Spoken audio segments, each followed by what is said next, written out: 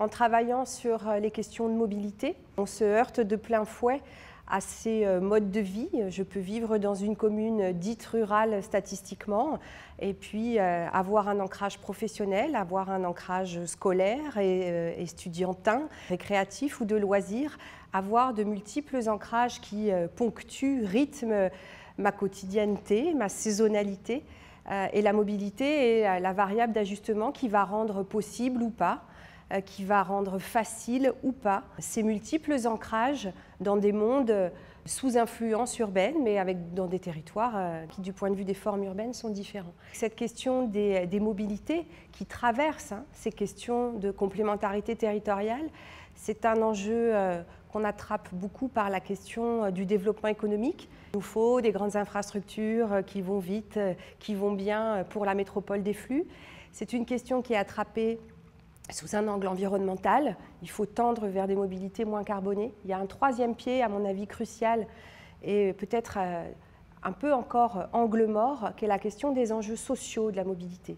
C'est-à-dire que cet habiter sur des territoires métropolisés, il passe par une capacité à être mobile, et cette capacité à être mobile, elle est socialement inégalement distribuée.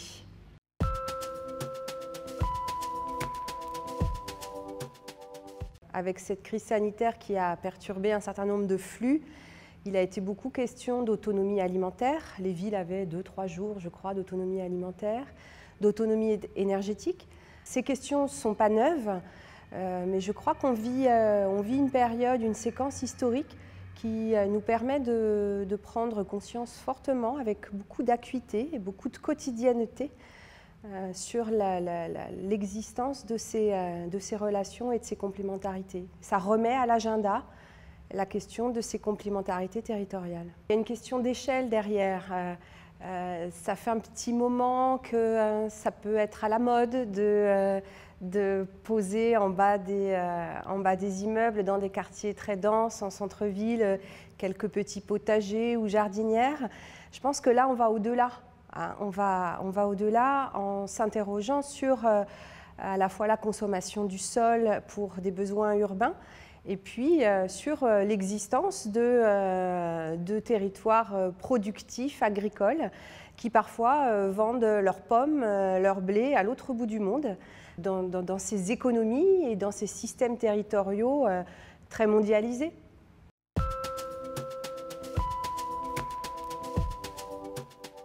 Les villes ont longtemps été pas très bien traitées dans nos dispositifs politiques, institutionnels.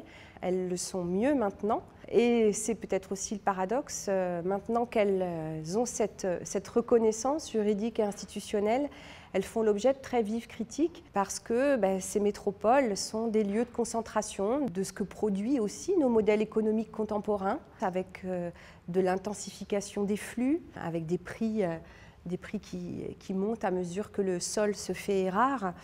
Donc, c'est aussi ce qu'on essaie de faire dans ces 2 journées, prendre au sérieux ces interfaces qui peuvent être des lieux d'interface avec d'autres maillons territoriaux.